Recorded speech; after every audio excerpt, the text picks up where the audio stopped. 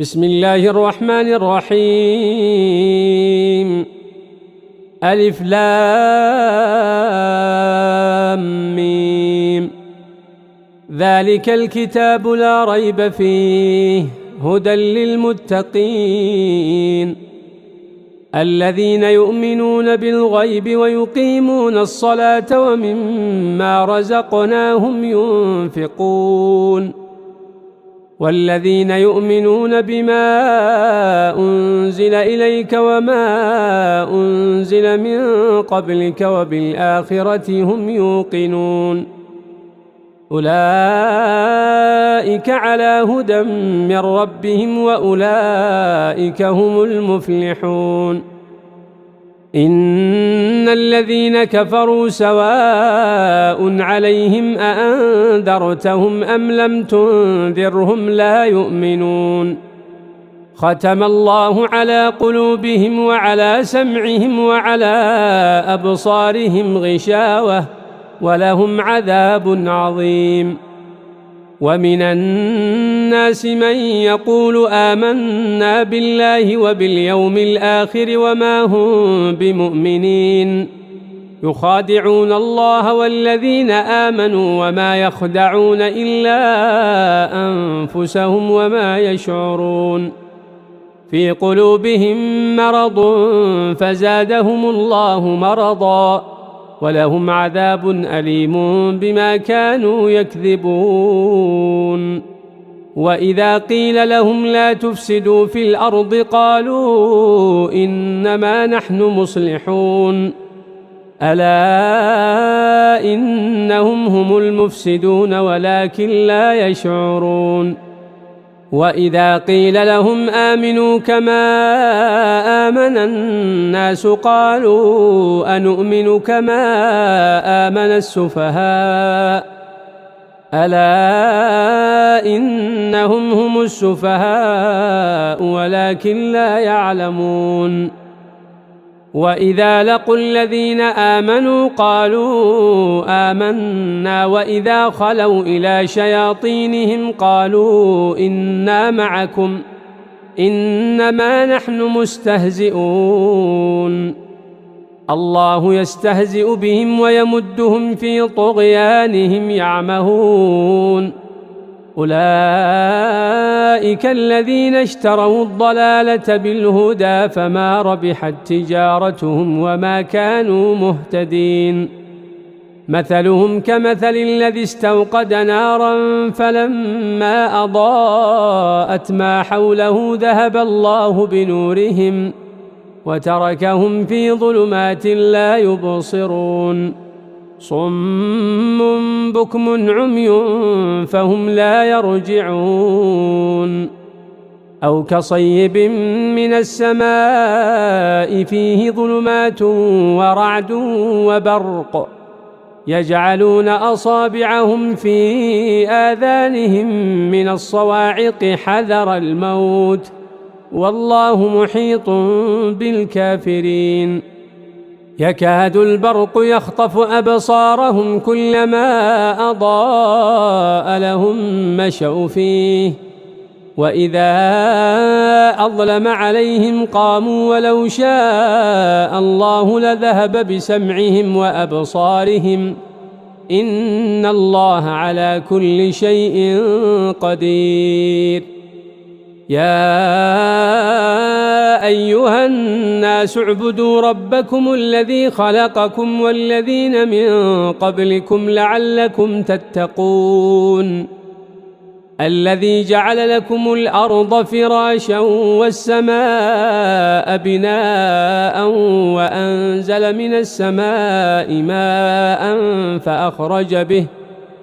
فأخرج به من الثمرات رزقا لكم فلا تجعلوا لله أندادا وأنتم تعلمون. وإن كنتم في ريب مما نزلنا على عبدنا فأتوا بسورة من مثله وادعوا شهداءكم من دون الله إن كنتم صادقين. فإن لم تفعلوا ولن تفعلوا فاتقوا النار التي وقودها الناس والحجارة أعدت للكافرين وبشر الذين آمنوا وعملوا الصالحات أن لهم جنات تجري من تحتها الأنهار كلما رزقوا منها من ثمرة رزقا قالوا هذا الذي رزقنا من قبل وأتوا به متشابها ولهم فيها أزواج مطهرة وهم فيها خالدون إن الله لا يستحيي أن يضرب مثلا ما بعوضة فما فوقها فأما الذين آمنوا فيعلمون أنه الحق من ربهم وأما الذين كفروا فيقولون ماذا أراد الله بهذا مثلا يضل به كثيرا ويهدي به كثيرا وما يضل به إلا الفاسقين الذين ينقضون عهد الله من بعد ميثاقه ويقطعون ما أمر الله به أن يوصل ويفسدون في الأرض أولئك هم الخاسرون كيف تكفرون بالله وكنتم أمواتا فأحياكم ثم يميتكم ثم يحييكم ثم إليه ترجعون هو الذي خلق لكم ما في الأرض جميعا ثم استوى إلى السماء فسواهن 7 سماوات وهو بكل شيء عليم وإذ قال ربك للملائكة إني جاعل في الأرض خليفة قالوا أتجعل فيها من يفسد فيها ويسفك الدماء ونحن نسبح بحمدك ونقدس لك قال إني أعلم ما لا تعلمون وعلم آدم الأسماء كلها ثم عرضهم على الملائكة فقال أنبئوني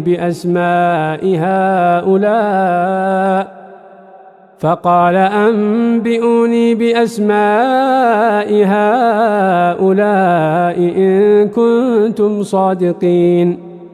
قالوا سبحانك لا علم لنا إلا ما علمتنا إنك أنت العليم الحكيم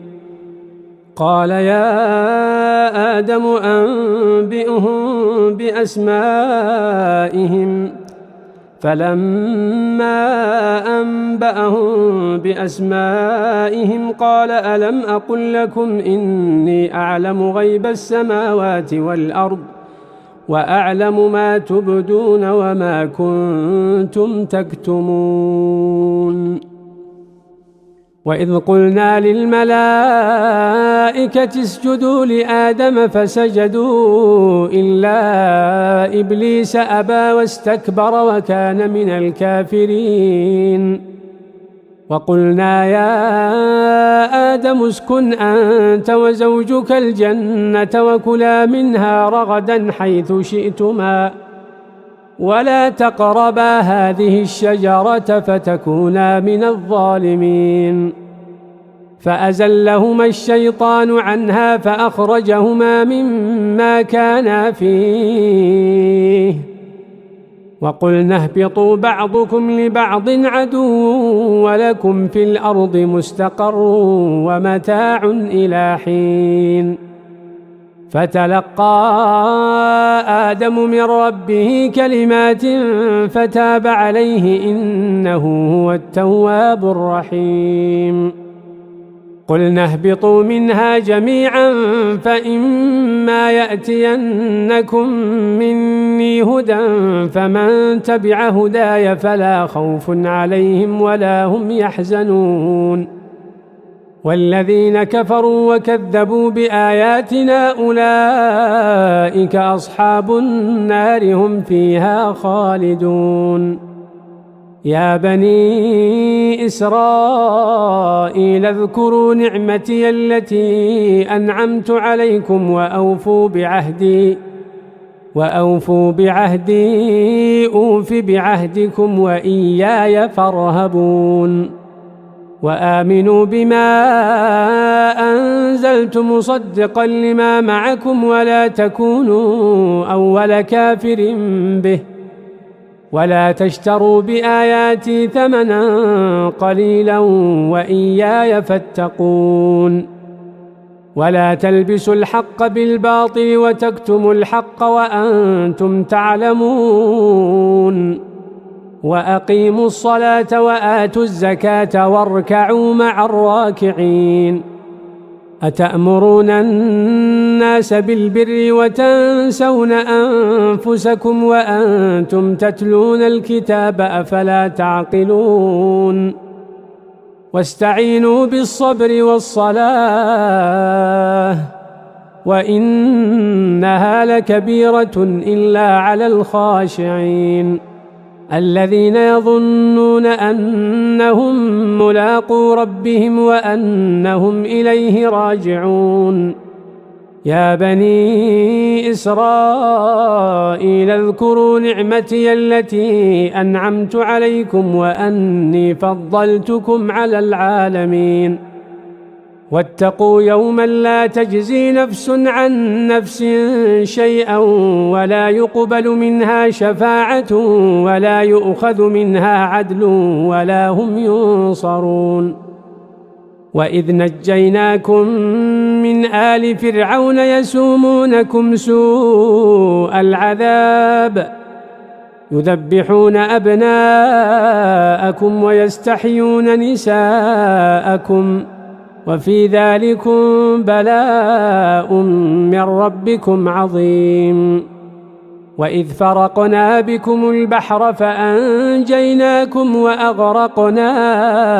آل فرعون وأنتم تنظرون وإذ واعدنا موسى 40 ليلة ثم اتخذتم العجل من بعده وأنتم ظالمون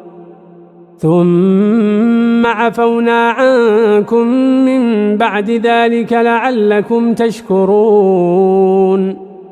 وإذ آتينا موسى الكتاب والفرقان لعلكم تهتدون وإذ قال موسى لقومه يا قوم إنكم ظلمتم أنفسكم باتخاذكم العجل فتوبوا إلى بارئكم فاقتلوا أنفسكم ذلكم خير لكم عند بارئكم فتاب عليكم إنه هو التواب الرحيم وإذ قلتم يا موسى لن نؤمن لك حتى نرى الله جهرة فأخذتكم الصاعقة وأنتم تنظرون ثم بعثناكم من بعد موتكم لعلكم تشكرون وظللنا عليكم الغمام وأنزلنا عليكم المن والسلوى كلوا من طيبات ما رزقناكم وما ظلمونا ولكن كانوا أنفسهم يظلمون وإذ قلنا ادخلوا هذه القرية فكلوا منها حيث شئتم رغدا وادخلوا الباب سجدا وقولوا حطة نغفر لكم خطاياكم وسنزيد المحسنين فبدل الذين ظلموا قولا غير الذي قيل لهم فأنزلنا على الذين ظلموا رجزا من السماء بما كانوا يفسقون وإذ استسقى موسى لقومه فقلنا اضرب بعصاك الحجر فانفجرت منه 12 عينا قد علم كل أناس مشربهم كلوا واشربوا من رزق الله ولا تعثوا في الأرض مفسدين وإذ قلتم يا موسى لن نصبر على طعام واحد فادع لنا ربك يخرج لنا مما تنبت الأرض من بقلها وقثائها وفومها وعدسها وبصلها قال أتستبدلون الذي هو أدنى بالذي هو خير اهبطوا مصرا فإن لكم ما سألتم وضربت عليهم الذلة والمسكنة وباءوا بغضب من الله ذلك بأنهم كانوا يكفرون بآيات الله ويقتلون النبيين بغير الحق ذلك بما عصوا وكانوا يعتدون إن الذين آمنوا والذين هادوا والنصارى والصابئين من آمن بالله واليوم الآخر وعمل صالحا فلهم أجرهم عند ربهم ولا خوف عليهم ولا هم يحزنون وإذ أخذنا ميثاقكم ورفعنا فوقكم الطور خذوا ما آتيناكم بقوة واذكروا ما فيه لعلكم تتقون ثم توليتم من بعد ذلك فلولا فضل الله عليكم ورحمته لكنتم من الخاسرين ولقد علمتم الذين اعتدوا منكم في السبت فقلنا لهم كونوا قردة خاسئين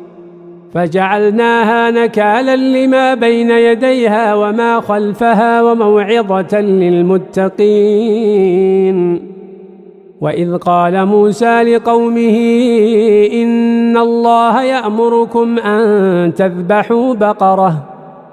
قالوا أتتخذنا هزوا قال أعوذ بالله أن أكون من الجاهلين قالوا ادع لنا ربك يبين لنا ما هي قال إنه يقول إنها بقرة لا فارض ولا بكر عوان بين ذلك فافعلوا ما تؤمرون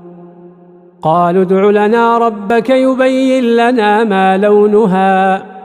قال إنه يقول إنها بقرة صفراء فاقع لونها تسر الناظرين قالوا ادع لنا ربك يبين لنا ما هي إن البقرة شابه علينا وإنا إن شاء الله لمهتدون قال إنه يقول إنها بقرة لا ذلول تثير الأرض ولا تسقي الحرث مسلمة لا شية فيها قالوا الآن جئت بالحق فذبحوها وما كادوا يفعلون وإذ قتلتم نفسا فادارأتم فيها والله مخرج ما كنتم تكتمون فقلنا اضربوه ببعضها كذلك يحيي الله الموتى ويريكم آياته لعلكم تعقلون ثم قست قلوبكم من بعد ذلك فهي كالحجارة أو أشد قسوة وإن من الحجارة لما يتفجر منه الأنهار وإن منها لما يشقق فيخرج منه الماء وإن منها لما يهبط من خشية الله وما الله بغافل عما تعملون أفتطمعون أن يؤمنوا لكم وقد كان فريق منهم يسمعون كلام الله ثم يحرفونه من بعد ما عقلوه وهم يعلمون. وإذا لقوا الذين آمنوا قالوا آمنا وإذا خلا بعضهم إلى بعض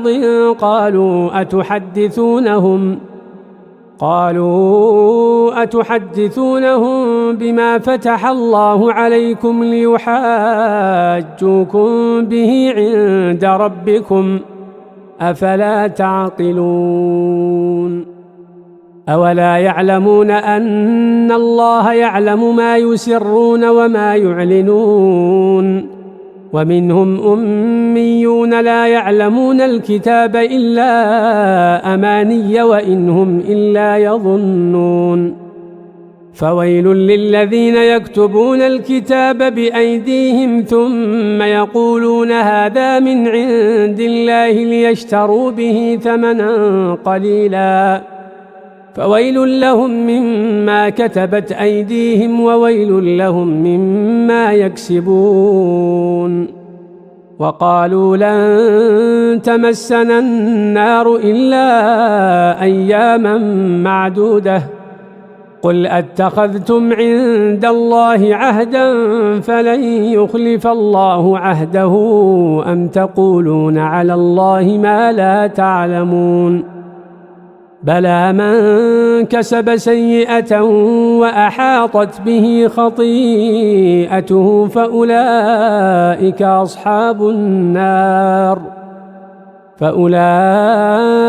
أصحاب النار هم فيها خالدون. والذين آمنوا وعملوا الصالحات أولئك أصحاب الجنة هم فيها خالدون. وإذ أخذنا ميثاق بني إسرائيل لا تعبدون إلا الله وبالوالدين إحسانا وذي القربى واليتامى والمساكين وقولوا للناس حسنا وأقيموا الصلاة وآتوا الزكاة ثم توليتم إلا قليلا منكم وأنتم معرضون. وإذ أخذنا ميثاقكم لا تسفكون دماءكم ولا تخرجون أنفسكم من دياركم ثم أقررتم وأنتم تشهدون. ثم أنتم هؤلاء تقتلون أنفسكم وتخرجون فريقا منكم من ديارهم تظاهرون عليهم بالإثم والعدوان وإن يأتوكم أسارى تفادوهم وهو محرم عليكم إخراجهم أفتؤمنون ببعض الكتاب وتكفرون ببعض فما جزاء من يفعل ذلك منكم إلا خزي في الحياة الدنيا ويوم القيامة يردون إلى أشد العذاب وما الله بغافل عما تعملون. أولئك الذين اشتروا الحياة الدنيا بالآخرة فلا يخفف عنهم العذاب ولا هم ينصرون. ولقد آتينا موسى الكتاب وقفينا من بعده بالرسل وآتينا عيسى ابن مريم البينات وأيدناه بروح القدس أفكلما جاءكم رسول بما لا تهوى أنفسكم استكبرتم ففريقا كذبتم وفريقا تقتلون. وقالوا قلوبنا غلف بل لعنهم الله بكفرهم فقليلا ما يؤمنون. ولما جاءهم كتاب من عند الله مصدق لما معهم وكانوا من قبل يستفتحون على الذين كفروا فلما جاءهم ما عرفوا كفروا به فلعنة الله على الكافرين. بئس ما اشتروا به أنفسهم أن يكفروا بما أنزل الله بغيا أن ينزل الله من فضله على من يشاء من عباده، فباءوا بغضب على غضب، وللكافرين عذاب مهين. وإذا قيل لهم آمنوا بما أنزل الله قالوا نؤمن بما أنزل علينا ويكفرون بما وراءه وهو الحق مصدقا لما معهم. قل فلم تقتلون أنبياء الله من قبل إن كنتم مؤمنين؟ ولقد جاءكم موسى بالبينات ثم اتخذتم العجل من بعده وأنتم ظالمون. وإذ أخذنا ميثاقكم ورفعنا فوقكم الطور خذوا ما آتيناكم بقوة واسمعوا. قالوا سمعنا وعصينا وأشربوا في قلوبهم العجل بكفرهم. قل بئس ما يأمركم به إيمانكم إن كنتم مؤمنين. قل إن كانت لكم الدار الآخرة عند الله خالصة من دون الناس فتمنوا الموت إن كنتم صادقين، ولن يتمنوه أبدا بما قدمت أيديهم، والله عليم بالظالمين. ولتجدنهم أحرص الناس على حياة ومن الذين أشركوا يود أحدهم لو يعمر 1000 سنة وما هو بمزحزحه من العذاب أن يعمر، والله بصير بما يعملون. قل من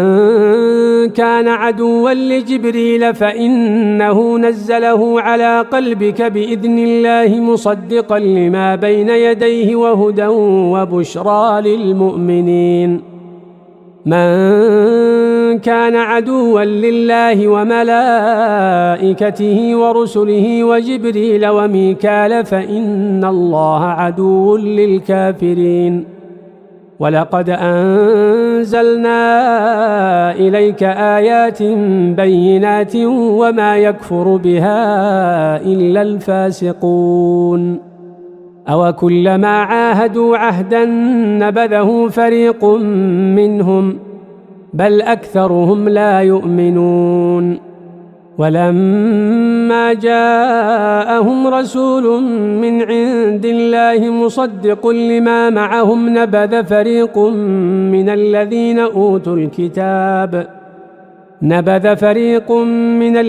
أوتوا الكتاب كتاب الله وراء ظهورهم كأنهم لا يعلمون.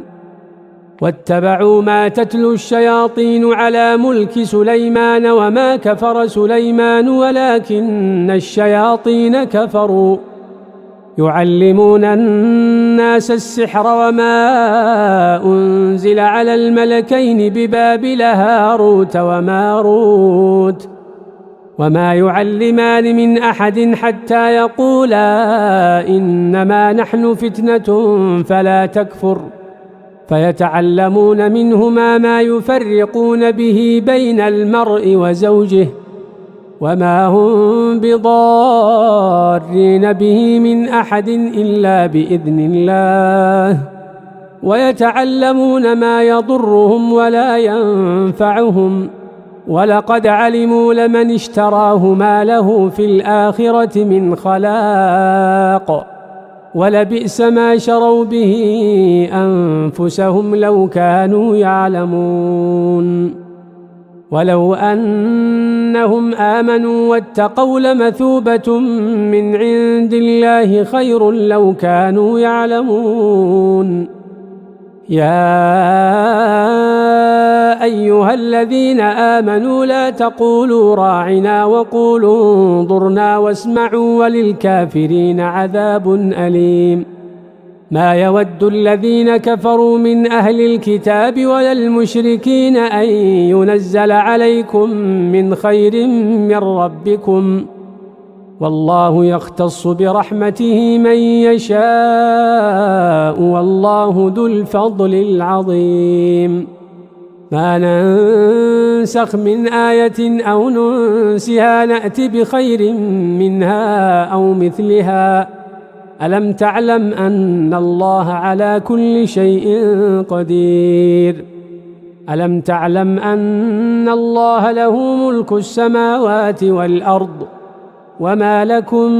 من دون الله من ولي ولا نصير أم تريدون أن تسألوا رسولكم كما سئل موسى من قبل ومن يتبدل الكفر بالإيمان فقد ضل سواء السبيل ود كثير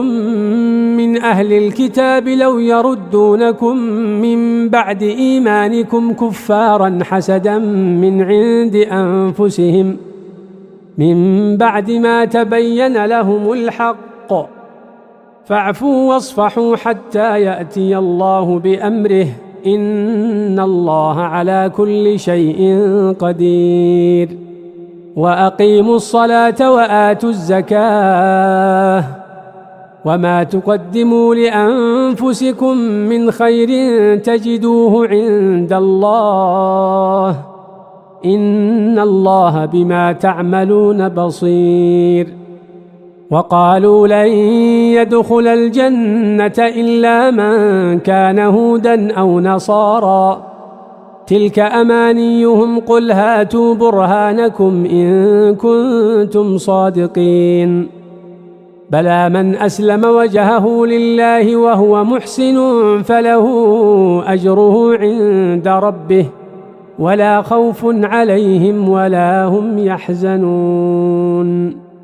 وقالت اليهود ليست النصارى على شيء وقالت النصارى ليست اليهود على شيء وهم يتلون الكتاب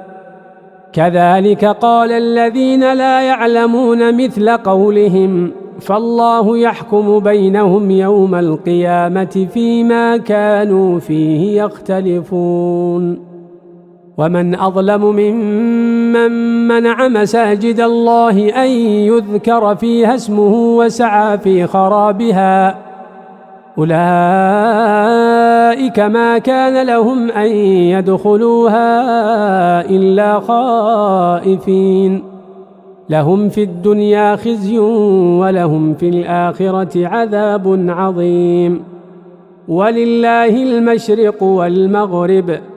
فأينما تولوا فثم وجه الله إن الله واسع عليم وقالوا اتخذ الله ولدا سبحانه بل له ما في السماوات والأرض كل له قانتون بديع السماوات والأرض وإذا قضى أمرا فإنما يقول له كن فيكون وقال الذين لا يعلمون لولا يكلمنا الله أو تأتينا آية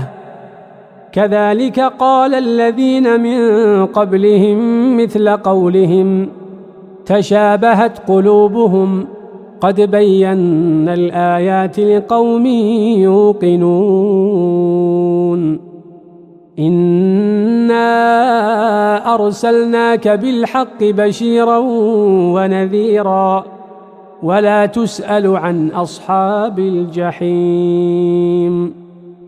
ولن ترضى عنك اليهود ولا النصارى حتى تتبع ملتهم قل إن هدى الله هو الهدى ولئن اتبعت أهواءهم بعد الذي جاءك من العلم ما لك من الله من ولي ولا نصير الذين آتيناهم الكتاب يتلونه حق تلاوته أولئك يؤمنون به ومن يكفر به فأولئك هم الخاسرون يا بني إسرائيل اذكروا نعمتي التي أنعمت عليكم وأني فضلتكم على العالمين واتقوا يوما لا تجزي نفس عن نفس شيئا ولا يقبل منها عدل ولا تنفعها شفاعة ولا هم ينصرون وإذ ابتلى إبراهيم ربه بكلمات فأتمهن قال إني جاعلك للناس إماما قال ومن ذريتي قال لا ينال عهد الظالمين وإذ جعلنا البيت مثابة للناس وأمنا واتخذوا من مقام إبراهيم مصلى وعهدنا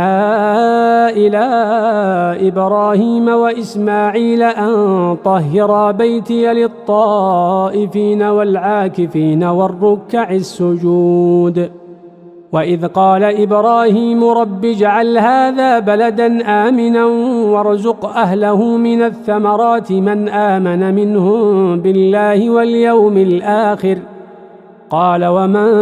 كفر فأمتعه قليلا ثم أضطره إلى عذاب النار وبئس المصير وإذ يرفع إبراهيم القواعد من البيت وإسماعيل ربنا تقبل منا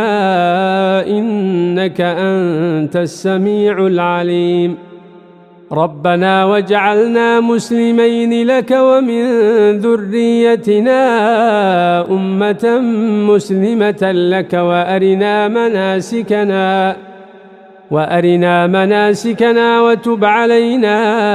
إنك أنت التواب الرحيم ربنا وابعث فيهم رسولا منهم يتلو عليهم آياتك ويعلمهم الكتاب والحكمة ويزكيهم إنك أنت العزيز الحكيم ومن يرغب عن ملة إبراهيم إلا من سفه نفسه ولقد اصطفيناه في الدنيا وإنه في الآخرة لمن الصالحين إذ قال له ربه أسلم قال أسلمت لرب العالمين ووصى بها إبراهيم بنيه ويعقوب يا بني إن الله اصطفى لكم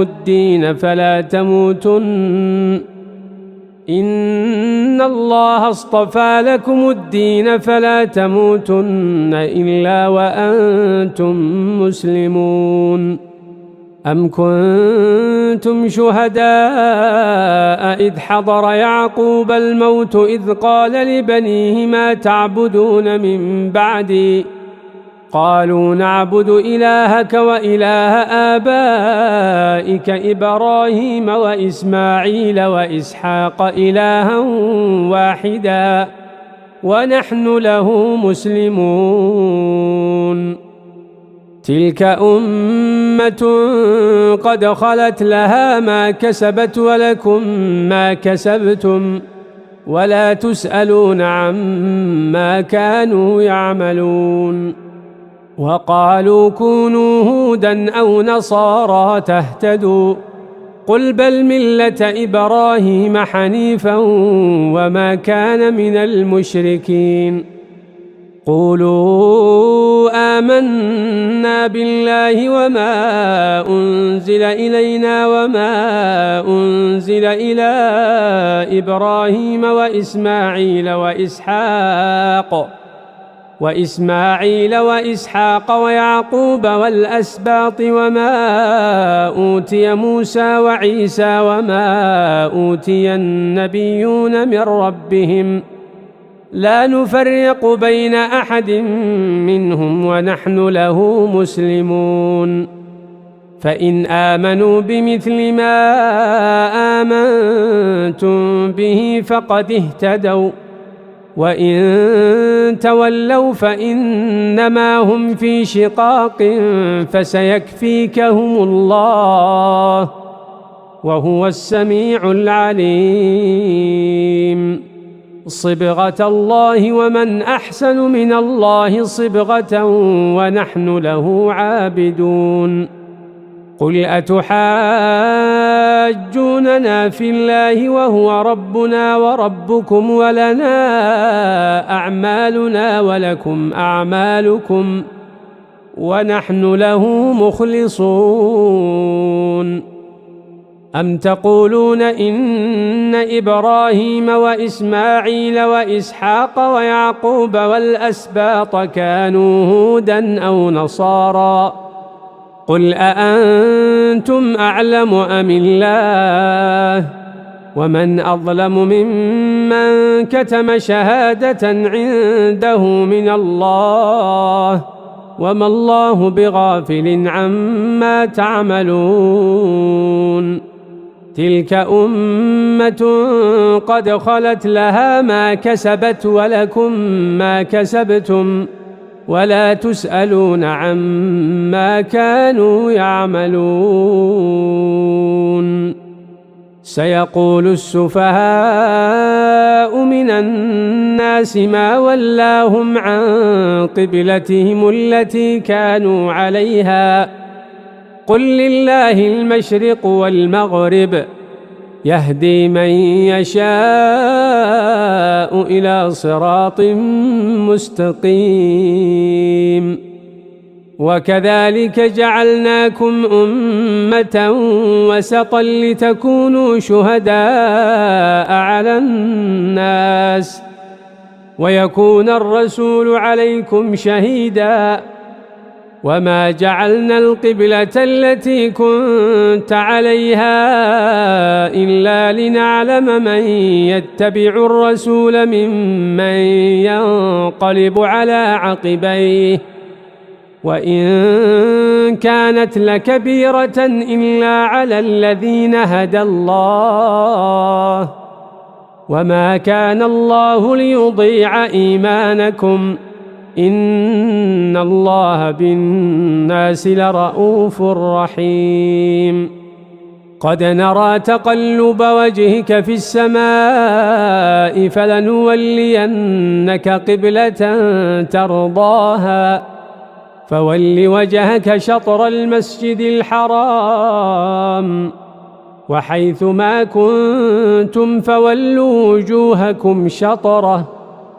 وإن الذين أوتوا الكتاب ليعلمون أنه الحق من ربهم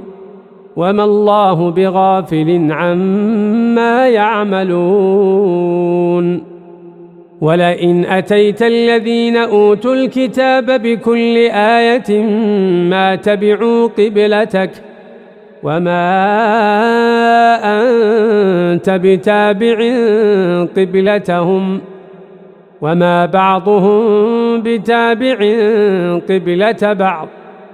ولئن اتبعت أهواءهم من بعد ما جاءك من العلم إنك إذا لمن الظالمين. الذين آتيناهم الكتاب يعرفونه كما يعرفون أبناءهم وإن فريقا منهم ليكتمون الحق وهم يعلمون. الحق من ربك فلا تكونن من الممترين. ولكل وجهة هو موليها فاستبقوا الخيرات أينما تكونوا يأت بكم الله جميعا إن الله على كل شيء قدير. ومن حيث خرجت فول وجهك شطر المسجد الحرام وإنه للحق من ربك وما الله بغافل عما تعملون. ومن حيث خرجت فول وجهك شطر المسجد الحرام وحيث ما كنتم فولوا وجوهكم شطره لئلا يكون للناس عليكم حجة إلا الذين ظلموا منهم فلا تخشوهم واخشوني ولأتم نعمتي عليكم ولعلكم تهتدون كما أرسلنا فيكم رسولا منكم يتلو عليكم آياتنا ويزكيكم ويعلمكم الكتاب والحكمة ويعلمكم ما لم تكونوا تعلمون فاذكروني أذكركم واشكروا لي ولا تكفرون يا أيها الذين آمنوا استعينوا بالصبر والصلاة إن الله مع الصابرين ولا تقولوا لمن يقتل في سبيل الله أموات بل أحياء ولكن لا تشعرون ولنبلونكم بشيء من الخوف والجوع ونقص من الأموال والأنفس والثمرات وبشر الصابرين الذين إذا أصابتهم مصيبة قالوا إنا لله وإنا إليه راجعون أولئك عليهم صلوات من ربهم ورحمة وأولئك هم المهتدون إن الصفا والمروة من شعائر الله فمن حج البيت أو اعتمر فلا جناح عليه أن يطوف بهما ومن تطوع خيرا فإن الله شاكر عليم إن الذين يكتمون ما أنزلنا من البينات والهدى من بعد ما بيناه للناس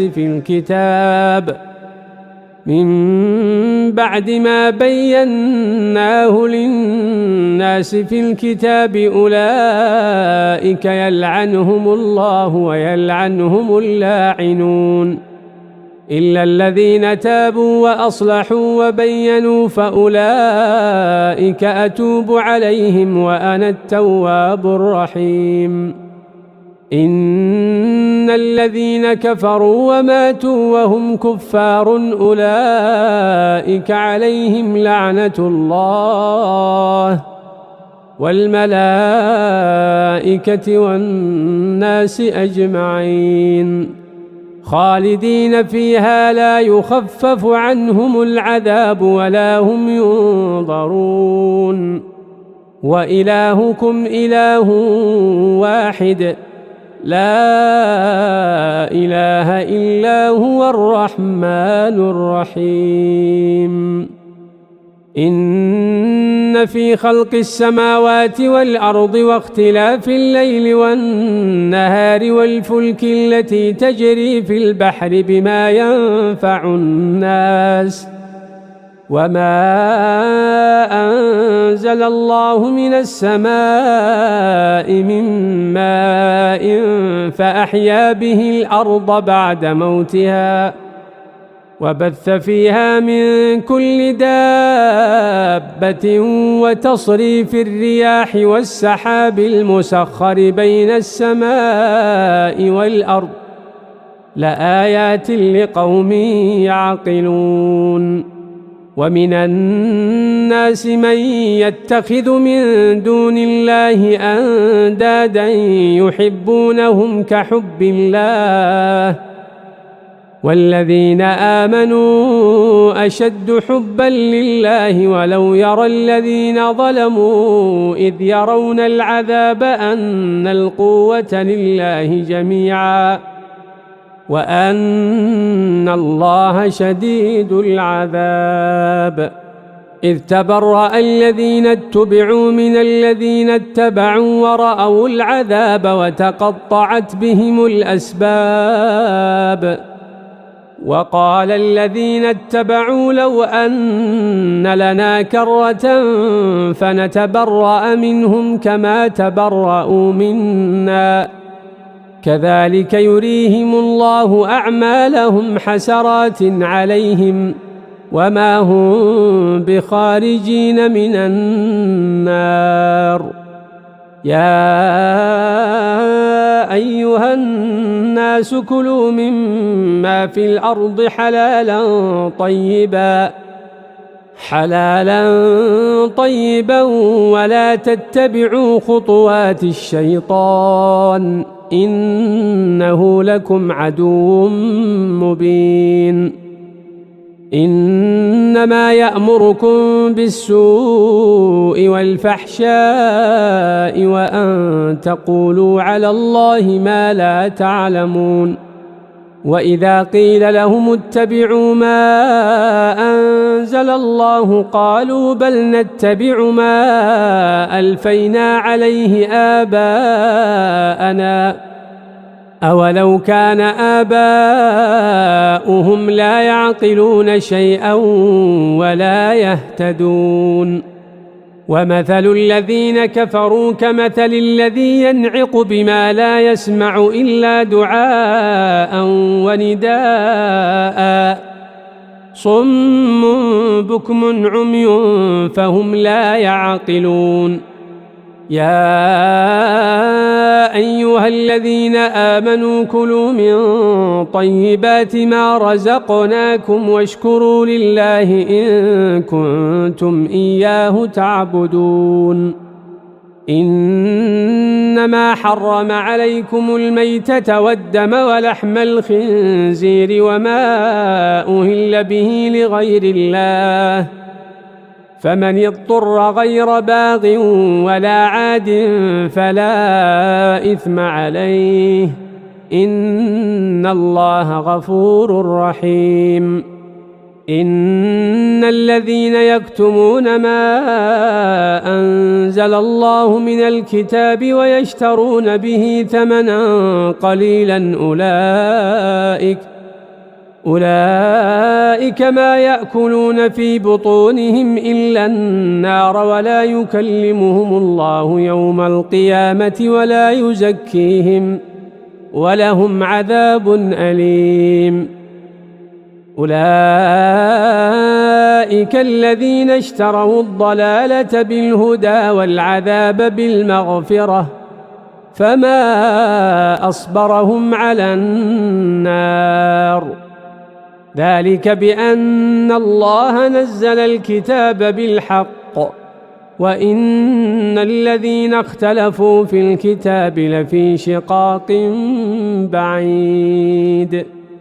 ليس البر أن تولوا وجوهكم قبل المشرق والمغرب ولكن البر من آمن بالله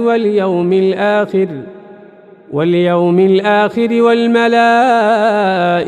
والكتاب والنبيين وآتى المال على حبه ذوي القربى واليتامى والمساكين وابن السبيل والسائلين وفي الرقاب وأقام الصلاة وآتى الزكاة والموفون بعهدهم إذا عاهدوا والصابرين في البأساء والضراء وحين البأس أولئك الذين صدقوا وأولئك هم المتقون يا أيها الذين آمنوا كتب عليكم القصاص في القتلى الحر بالحر والعبد بالعبد والأنثى بالأنثى فمن عفي له من أخيه شيء فاتباع بالمعروف وأداء إليه بإحسان، ذلك تخفيف من ربكم ورحمة، فمن اعتدى بعد ذلك فله عذاب أليم. ولكم في القصاص حياة يا أولي الألباب لعلكم تتقون. كتب عليكم إذا حضر أحدكم الموت إن ترك خيرا الوصية للوالدين والأقربين بالمعروف حقا على المتقين، فمن بدله بعدما سمعه فإنما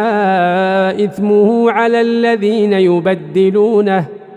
إن الله سميع عليم. فمن خاف من موص جنفا أو إثما فأصلح بينهم فلا إثم عليه، إن الله غفور رحيم. يا أيها الذين آمنوا كتب عليكم الصيام كما كتب على الذين من قبلكم لعلكم تتقون، أياما معدودات، فمن كان منكم مريضا أو على سفر فعدة من أيام أخر، وعلى الذين يطيقونه فدية طعام مسكين، فمن تطوع خيرا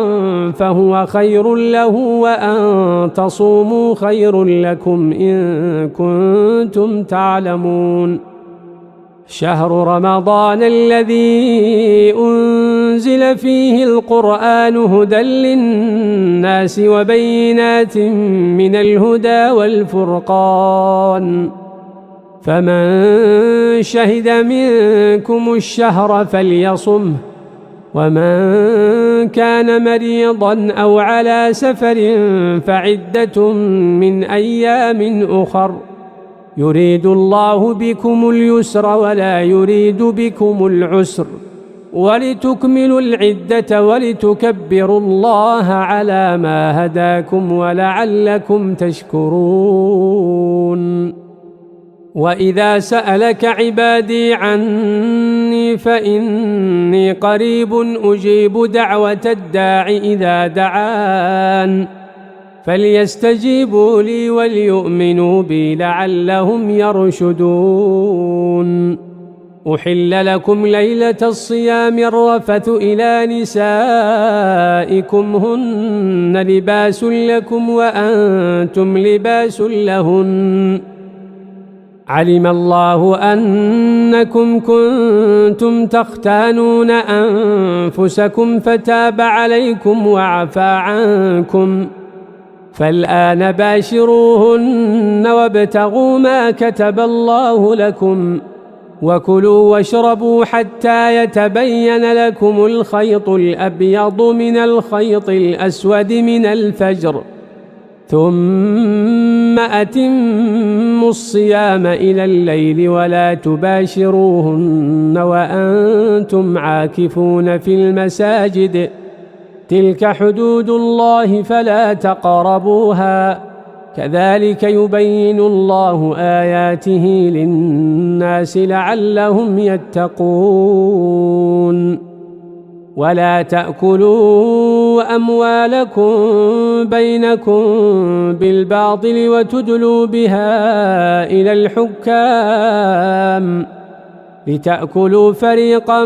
من أموال الناس بالإثم وأنتم تعلمون.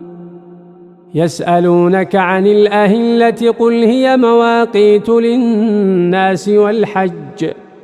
وليس البر بأن تأتوا البيوت من ظهورها ولكن البر من اتقى، وأتوا البيوت من أبوابها، واتقوا الله لعلكم تفلحون. وقاتلوا في سبيل الله الذين يقاتلونكم ولا تعتدوا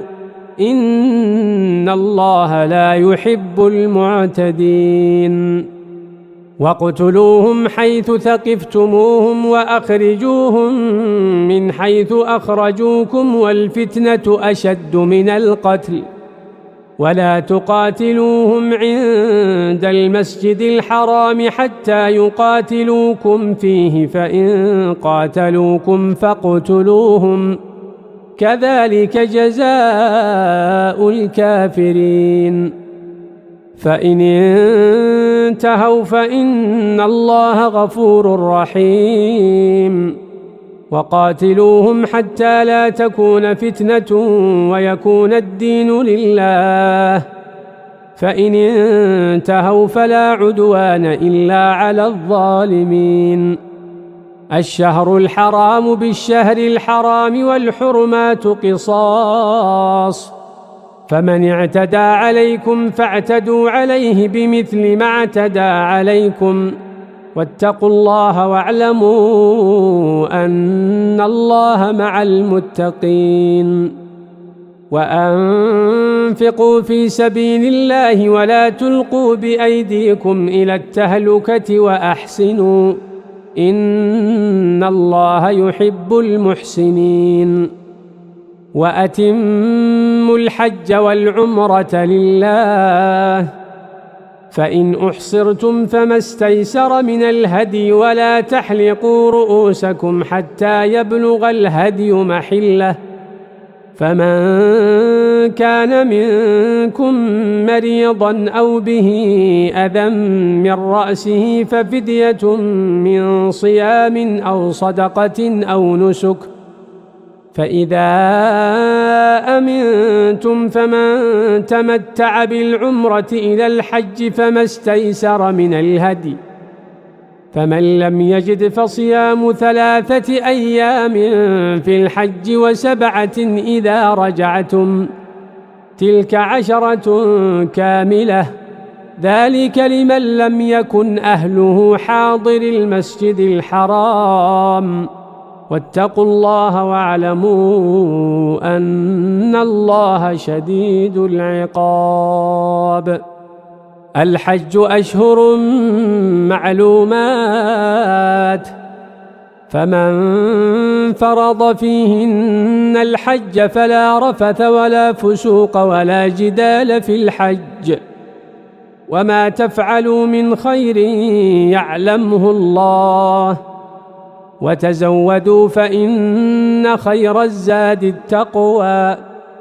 واتقون يا أولي الألباب ليس عليكم جناح أن تبتغوا فضلا من ربكم فإذا أفضتم من عرفات فاذكروا الله عند المشعر الحرام واذكروه كما هداكم وإن كنتم من قبله لمن الضالين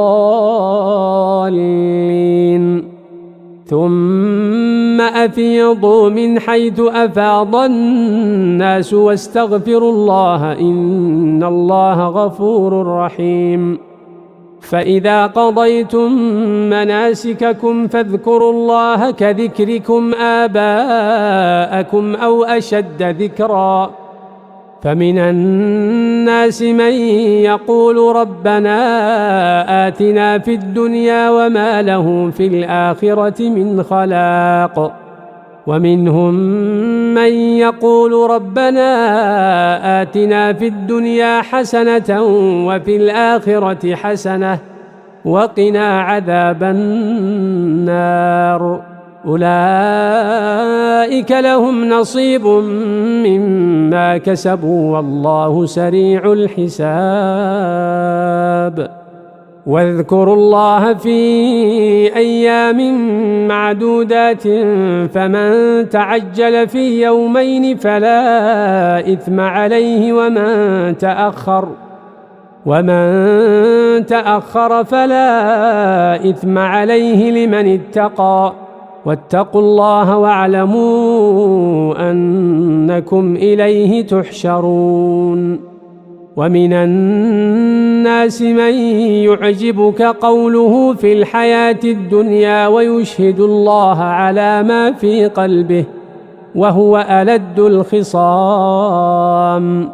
وإذا تولى سعى في الأرض ليفسد فيها ويهلك الحرث والنسل والله لا يحب الفساد وإذا قيل له اتق الله أخذته العزة بالإثم فحسبه جهنم ولبئس المهاد ومن الناس من يشري نفسه ابتغاء مرضات الله والله رؤوف بالعباد يا أيها الذين آمنوا ادخلوا في السلم كافة ولا تتبعوا خطوات الشيطان إنه لكم عدو مبين فإن زللتم من بعد ما جاءتكم البينات فاعلموا أن الله عزيز حكيم هل ينظرون إلا أن يأتيهم الله في ظلل من الغمام والملائكة وقضي الأمر وإلى الله ترجع الأمور سل بني إسرائيل كم آتيناهم من آية بينة ومن يبدل نعمة الله من بعد ما جاءته فإن الله شديد العقاب زين للذين كفروا الحياة الدنيا ويسخرون من الذين آمنوا والذين اتقوا فوقهم يوم القيامة والله يرزق من يشاء بغير حساب كان الناس أمة واحدة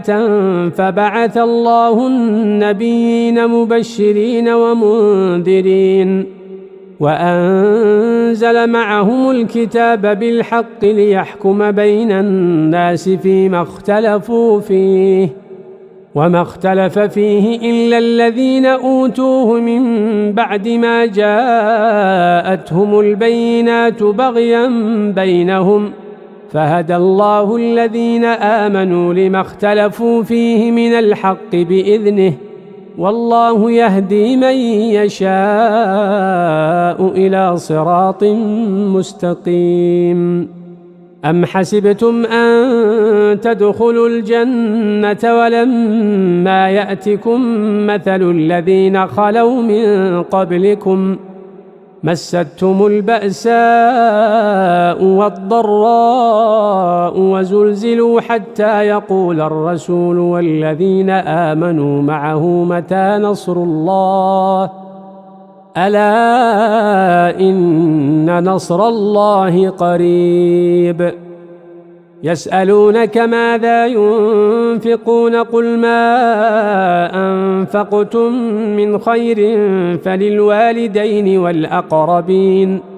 فللوالدين والأقربين واليتامى والمساكين وابن السبيل وما تفعلوا من خير فإن الله به عليم كتب عليكم القتال وهو كره لكم وعسى أن تكرهوا شيئا وهو خير لكم وعسى أن تحبوا شيئا وهو شر لكم والله يعلم وأنتم لا تعلمون يسألونك عن الشهر الحرام قتال فيه قل قتال فيه كبير وصد عن سبيل الله وكفر به والمسجد الحرام وإخراج أهله منه أكبر عند الله والفتنة أكبر من القتل ولا يزالون يقاتلونكم حتى يردوكم عن دينكم إن استطاعوا ومن يرتدد منكم عن دينه فيمت وهو كافر فأولئك حبطت أعمالهم في الدنيا والآخرة وأولئك أصحاب النار هم فيها خالدون. إن الذين آمنوا والذين هاجروا وجاهدوا في سبيل الله أولئك يرجون رحمة الله والله غفور رحيم. يسألونك عن الخمر والميسر قل فيهما إثم كبير ومنافع للناس وإثمهما أكبر من نفعهما ويسألونك ماذا ينفقون قل العفو كذلك يبين الله لكم الآيات لعلكم تتفكرون في الدنيا والآخرة. ويسألونك عن اليتامى قل إصلاح لهم خير وإن تخالطوهم فإخوانكم والله يعلم المفسد من المصلح ولو شاء الله لأعنتكم إن الله عزيز حكيم. ولا تنكحوا المشركات حتى يؤمنن ولأمة مؤمنة خير من مشركة ولو أعجبتكم ولا تنكحوا المشركين حتى يؤمنوا ولعبد مؤمن خير من مشرك ولو أعجبكم أولئك يدعون إلى النار والله يدعو إلى الجنة والمغفرة بإذنه ويبين آياته للناس لعلهم يتذكرون. ويسألونك عن المحيض قل هو أذى فاعتزلوا النساء في المحيض ولا تقربوهن حتى يطهرن فإذا تطهرن فأتوهن من حيث أمركم الله إن الله يحب التوابين ويحب المتطهرين. نساؤكم حرث لكم فأتوا حرثكم أنى شئتم وقدموا لأنفسكم واتقوا الله واعلموا أنكم ملاقوه وبشر المؤمنين. ولا تجعلوا الله عرضة لأيمانكم أن تبروا وتتقوا وتصلحوا بين الناس والله سميع عليم. لا يؤاخذكم الله باللغو في أيمانكم ولكن يؤاخذكم بما كسبت قلوبكم والله غفور حليم. للذين يؤلون من نسائهم تربص 4 أشهر فإن فاءوا فإن الله غفور رحيم. وإن عزموا الطلاق فإن الله سميع عليم. والمطلقات يتربصن بأنفسهن 3 قروء ولا يحل لهن أن يكتمن ما خلق الله في أرحامهن إن كن يؤمن بالله واليوم الآخر وبعولتهن أحق بردهن في ذلك إن أرادوا إصلاحا ولهن مثل الذي عليهن بالمعروف وللرجال عليهن درجة والله عزيز حكيم. الطلاق 2 فإمساك بمعروف أو تسريح بإحسان ولا يحل لكم أن تأخذوا مما آتيتموهن شيئا إلا أن يخافا ألا يقيما إلا أن يخافا ألا يقيما حدود الله، فإن خفتم ألا يقيما حدود الله فلا جناح عليهما فيما افتدت به، تلك حدود الله فلا تعتدوها، ومن يتعد حدود الله فأولئك هم الظالمون. فإن طلقها فلا تحل له من بعد حتى تنكح زوجا غيره، فإن طلقها فلا جناح عليهما أن يتراجعا إن ظنا أن يقيما حدود الله، وتلك حدود الله يبينها لقوم يعلمون. وإذا طلقتم النساء فبلغن أجلهن فأمسكوهن بمعروف أو سرحوهن بمعروف، ولا تمسكوهن ضرارا لتعتدوا، ومن يفعل ذلك فقد ظلم نفسه. ولا تتخذوا آيات الله هزوا، واذكروا نعمة الله عليكم وما أنزل عليكم من الكتاب والحكمة يعظكم به، واتقوا الله واعلموا أن الله بكل شيء عليم. وإذا طلقتم النساء فبلغن أجلهن فلا تعضلوهن أن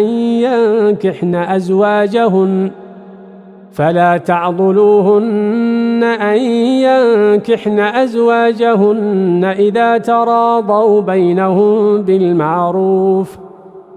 ذلك يوعظ به من كان منكم يؤمن بالله واليوم الآخر، ذلكم أزكى لكم وأطهر، والله يعلم وأنتم لا تعلمون. والوالدات يرضعن أولادهن حولين كاملين لمن أراد أن يتم الرضاعة، وعلى المولود له رزقهن وكسوتهن بالمعروف، لا تكلف نفس إلا وسعها، لا تضار والدة بولدها ولا مولود له بولده، وعلى الوارث مثل ذلك، فإن أرادا فصالا عن تراض منهما وتشاور فلا جناح عليهما. وإن أردتم أن تسترضعوا أولادكم فلا جناح عليكم إذا سلمتم ما آتيتم بالمعروف، واتقوا الله واعلموا أن الله بما تعملون بصير. والذين يتوفون منكم ويذرون أزواجا يتربصن بأنفسهن 4 أشهر و10، فإذا بلغن أجلهن فلا جناح عليكم فيما فعلن في أنفسهن بالمعروف، والله بما تعملون خبير. ولا جناح عليكم فيما عرضتم به من خطبة النساء أو أكننتم في أنفسكم، علم الله أنكم ستذكرونهن ولكن لا تواعدوهن سرا إلا أن تقولوا قولا معروفا،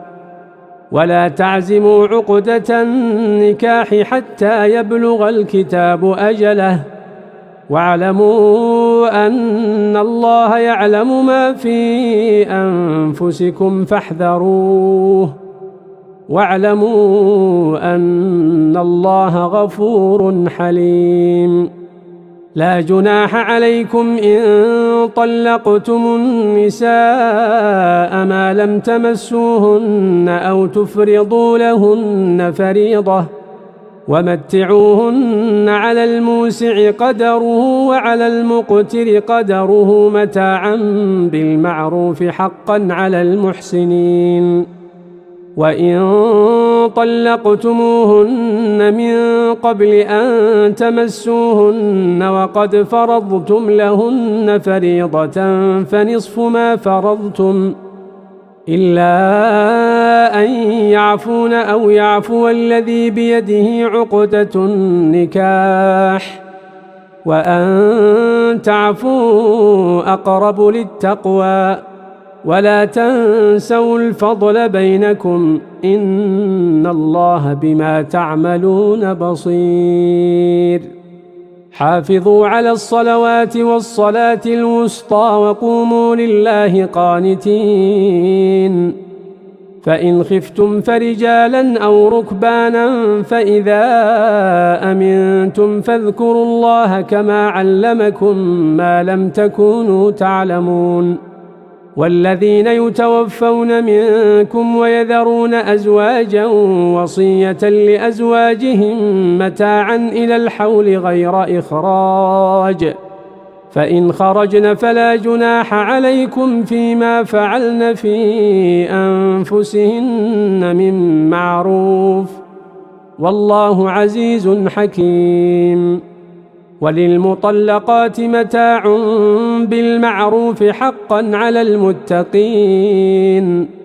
كذلك يبين الله لكم آياته لعلكم تعقلون. ألم تر إلى الذين خرجوا من ديارهم وهم ألوف حذر الموت فقال لهم الله موتوا ثم أحياهم إن الله لذو فضل على الناس ولكن أكثر الناس لا يشكرون. وقاتلوا في سبيل الله واعلموا أن الله سميع عليم. من ذا الذي يقرض الله قرضا حسنا فيضاعفه له أضعافا كثيرة والله يقبض ويبسط وإليه ترجعون. ألم تر إلى الملأ من بني إسرائيل من بعد موسى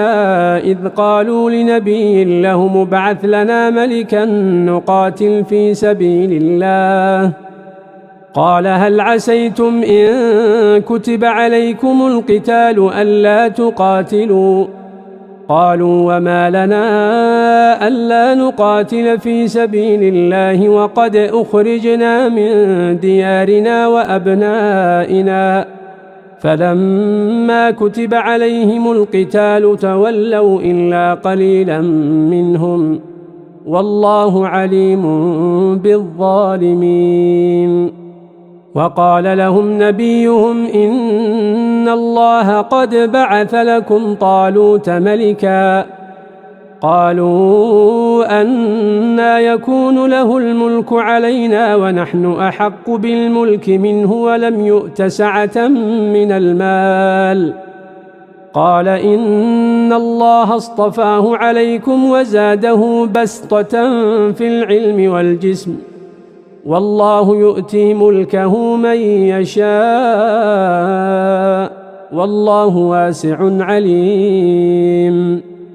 وقال لهم نبيهم إن آية ملكه أن يأتيكم التابوت فيه سكينة من ربكم وبقية مما ترك آل موسى وآل هارون تحمله الملائكة إن في ذلك لآية لكم إن كنتم مؤمنين.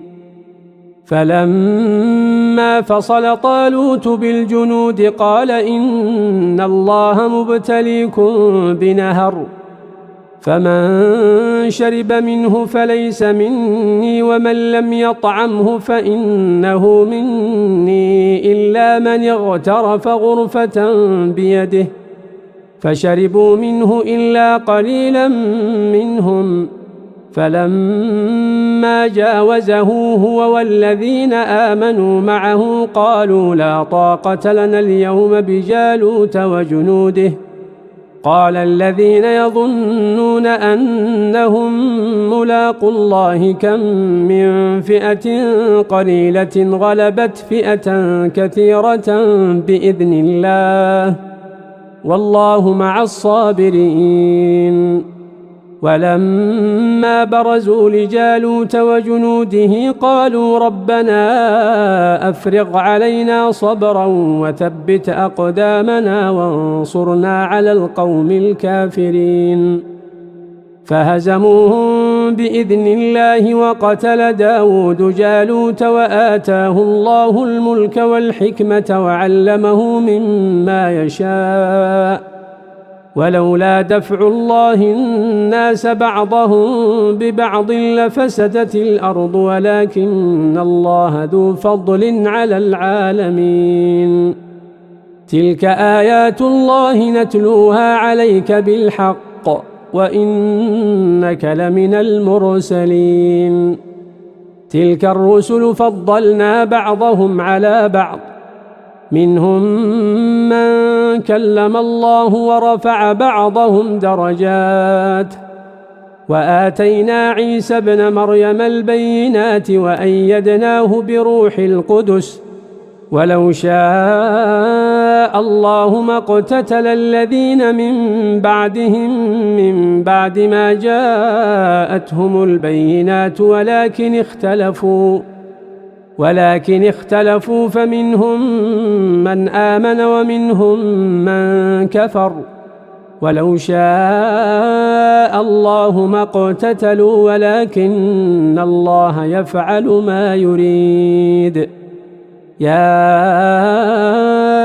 أيها الذين آمنوا أنفقوا مما رزقناكم من قبل أن يأتي يوم لا بيع فيه ولا خلة ولا شفاعة والكافرون هم الظالمون. الله لا إله إلا هو الحي القيوم لا تأخذه سنة ولا نوم له ما في السماوات وما في الأرض من ذا الذي يشفع عنده إلا بإذنه يعلم ما بين أيديهم وما خلفهم ولا يحيطون بشيء من علمه إلا بما شاء وسع كرسيه السماوات والأرض ولا يؤوده حفظهما وهو العلي العظيم. لا إكراه في الدين قد تبين الرشد من الغي فمن يكفر بالطاغوت ويؤمن بالله فقد استمسك بالعروة الوثقى لا انفصام لها والله سميع عليم. الله ولي الذين آمنوا يخرجهم من الظلمات إلى النور والذين كفروا أولياؤهم الطاغوت يخرجونهم من النور إلى الظلمات أولئك أصحاب النار هم فيها خالدون. ألم تر إلى الذي حاج إبراهيم في ربه أن آتاه الله الملك إذ قال إبراهيم ربي الذي يحيي ويميت قال أنا أحيي وأميت قال إبراهيم فإن الله يأتي بالشمس من المشرق فأت بها من المغرب فبهت الذي كفر والله لا يهدي القوم الظالمين. أو كالذي مر على قرية وهي خاوية على عروشها قال أنى يحيي هذه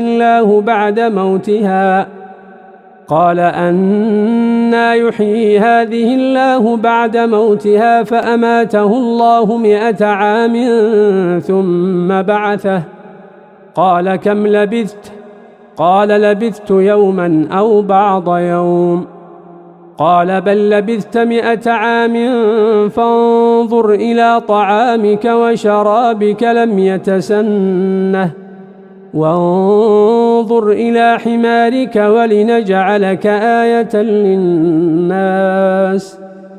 وانظر إلى العظام كيف ننشزها ثم نكسوها لحما فلما تبين له قال أعلم أن الله على كل شيء قدير. وإذ قال إبراهيم رب أرني كيف تحيي الموتى قال أولم تؤمن قال بلى ولكن ليطمئن قلبي قال فخذ 4 من الطير فصرهن إليك ثم اجعل على كل جبل منهن جزءا ثم ادعهن يأتينك سعيا واعلم أن الله عزيز حكيم. مثل الذين ينفقون أموالهم في سبيل الله كمثل حبة أنبتت 7 سنابل في كل سنبلة 100 حبة والله يضاعف لمن يشاء والله واسع عليم. الذين ينفقون أموالهم في سبيل الله ثم لا يتبعون ما أنفقوا منا ولا أذى لهم أجرهم عند ربهم ولا خوف عليهم ولا هم يحزنون. قول معروف ومغفرة خير من صدقة يتبعها أذى والله غني حليم. يا أيها الذين آمنوا لا تبطلوا صدقاتكم بالمن والأذى كالذي ينفق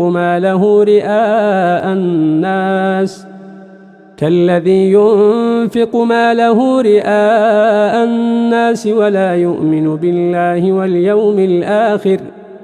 فمثله كمثل صفوان عليه تراب فأصابه وابل فتركه صلدا لا يقدرون على شيء مما كسبوا والله لا يهدي القوم الكافرين. ومثل الذين ينفقون أموالهم ابتغاء مرضات الله وتثبيتا من أنفسهم كمثل جنة بربوة أصابها وابل فآتت أكلها ضعفين فإن لم يصبها وابل فطل والله بما تعملون بصير. أيود أحدكم أن تكون له جنة من نخيل وأعناب تجري من تحتها الأنهار له فيها من كل الثمرات وأصابه الكبر وله ذرية ضعاء فأصابها إعصار فيه نار فاحترقت كذلك يبين الله لكم الآيات لعلكم تتفكرون. يا أيها الذين آمنوا أنفقوا من طيبات ما كسبتم ومما أخرجنا لكم من الأرض ولا تيمموا الخبيث منه تنفقون ولستم بآخذيه إلا أن تغمضوا فيه واعلموا أن الله غني حميد. الشيطان يعدكم الفقر ويأمركم بالفحشاء والله يعدكم مغفرة منه وفضلا والله واسع عليم. يؤتي الحكمة من يشاء ومن يؤت الحكمة فقد أوتي خيرا كثيرا وما يذكر إلا أولو الألباب. وما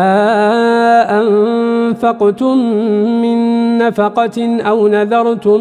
من نذر فإن الله يعلمه وما للظالمين من أنصار إن تبدوا الصدقات فنعما هي وإن تخفوها وتؤتوها الفقراء فهو خير لكم ويكفر عنكم من سيئاتكم والله بما تعملون خبير ليس عليك هداهم ولكن الله يهدي من يشاء وما تنفقوا من خير فلأنفسكم وما تنفقون إلا ابتغاء وجه الله وما تنفقوا من خير يوفى إليكم وأنتم لا تظلمون للفقراء الذين أحصروا في سبيل الله لا يستطيعون ضربا في الأرض يحسبهم الجاهل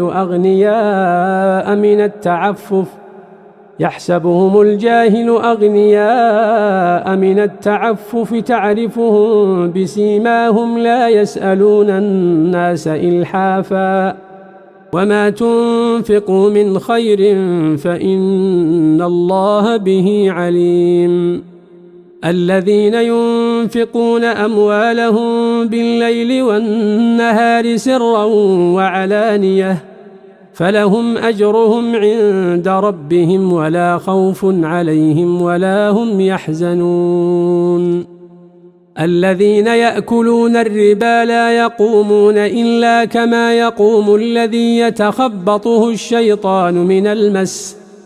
ذلك بأنهم قالوا إنما البيع مثل الربا وأحل الله البيع وحرم الربا فمن جاءه موعظة من ربه فانتهى فله ما سلف وأمره إلى الله ومن عاد فأولئك أصحاب النار هم فيها خالدون يمحق الله الربا ويربي الصدقات والله لا يحب كل كفار أثيم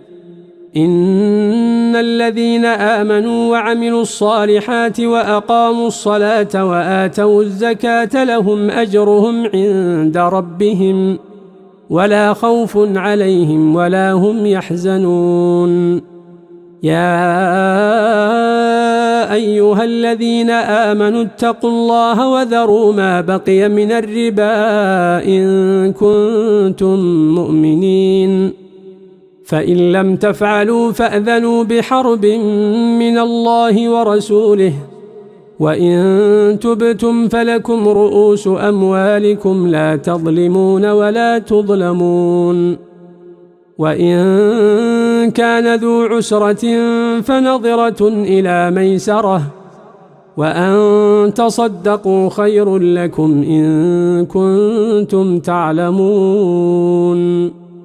واتقوا يوما ترجعون فيه إلى الله ثم توفى كل نفس ما كسبت وهم لا يظلمون يا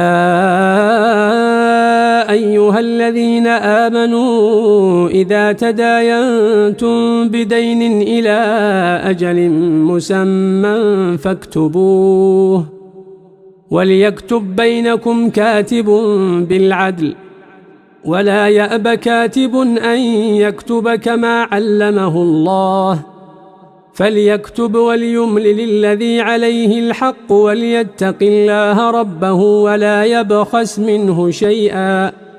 فإن كان الذي عليه الحق سفيها أو ضعيفا أو لا يستطيع أن يمل هو فليملل وليه بالعدل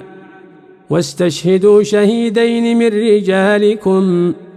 فإن لم يكونا رجلين فرجل وامرأتان ممن ترضون من الشهداء أن تضل إحداهما فتذكر إحداهما الأخرى ولا يأبى الشهداء إذا ما دعوا ولا تسأموا أن تكتبوه صغيرا أو كبيرا إلى أجله ذلكم أقسط عند الله وأقوم للشهادة وأدنى أن لا ترتابوا إلا أن تكون تجارة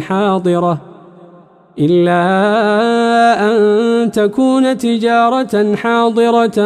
تديرونها بينكم فليس عليكم جناح ألا تكتبوها وأشهدوا إذا تبايعتم ولا يضار كاتب ولا شهيد وإن تفعلوا فإنه فسوق بكم واتقوا الله ويعلمكم الله والله بكل شيء عليم. وإن كنتم على سفر ولم تجدوا كاتبا فرهان مقبوضة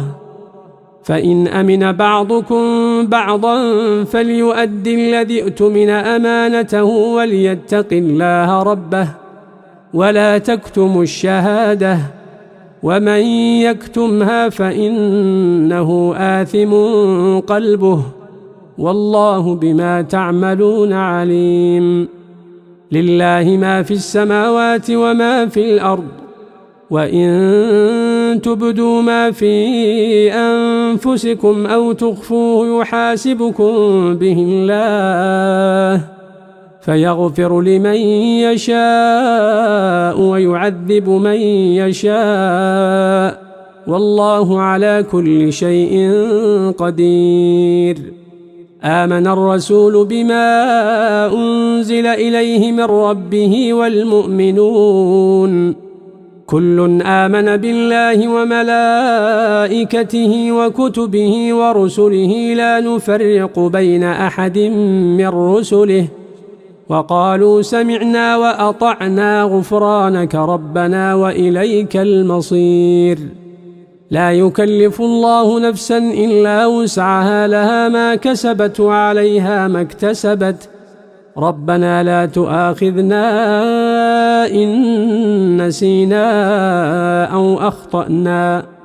ربنا ولا تحمل علينا إصرا كما حملته على الذين من قبلنا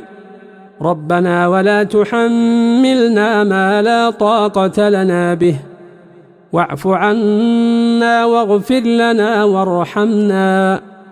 أنت مولانا فانصرنا على القوم الكافرين.